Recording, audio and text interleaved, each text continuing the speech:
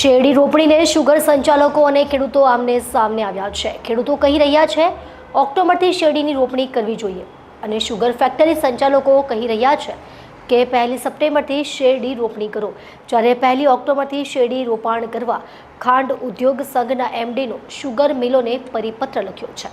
દક્ષિણ ગુજરાતના ખેડૂતો ધીરે ધીરે શેરડીની રોપણી સપ્ટેમ્બર માસથી શરૂ કરવામાં વધારો નોંધાઈ રહ્યો છે। વર્ષ 2024માં સપ્ટેમ્બરમાં શુગરોની સારી રોપણી થઈ હતી। શેરડી રોપણીને શુગર સંચાલકો અને ખેડૂતો આમને સામને આવ્યા છે।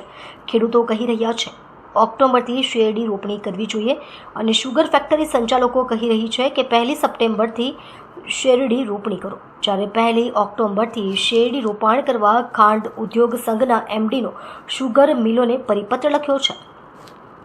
શેરડી પર સંશોધન કરનારા નવસારી કૃષિ યુનિવર્સિટીના વૈજ્ઞાનિકોની પણ ભલામણો કે 1 ઓક્ટોબરથી શેરડી રોપણી કરો અને શુગર ફેક્ટરીના સંચાલકો મનમાની કરતા હોવાથી ખેડૂતોમાં આક્રોશ જોવા મળ્યો છે। શેરડીનો ઉતારો પ્રતિવર્ષ ઉત્તરોત્તર ઘટતો જતો હોવાથી નવસારી કૃષિ યુનિવર્સિટીના વૈજ્ઞાનિકોના રિપોર્ટથી ખાંડ ઉદ્યોગ સંઘ જાગ્યો છે। સપ્ટેમ્બરને બદલે ઓક્ટોબરમાં રોપાણની મંજૂરી આપવાનો સમય આવી ગયો છે। જયેશ દલાલ, ખેડૂત આગેવાન। દક્ષિણ ગુજરાતનો મુખ્ય પાક શેરડી છે અને સહકારી પ્રવૃત્તિના કારખાનાઓને કારણે ખાસ કરીને દક્ષિણ ગુજરાતનો ખેડૂત શેરડીની ખેતીને મજબૂત થયો છે।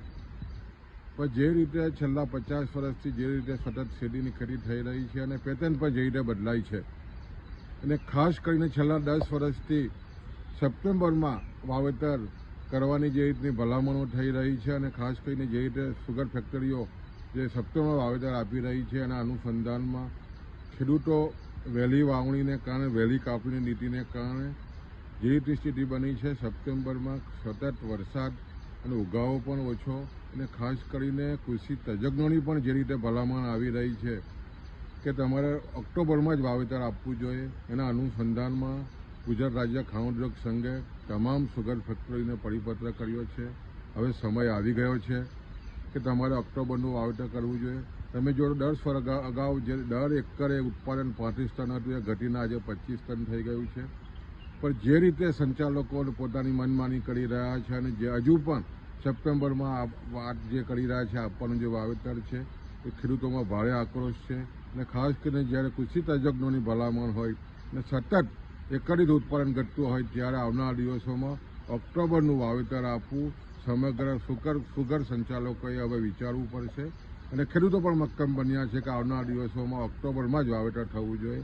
આ અનુસંધાનમાં તમામ શુગર મિલે એકત્રિત થઈને ઓક્ટોબર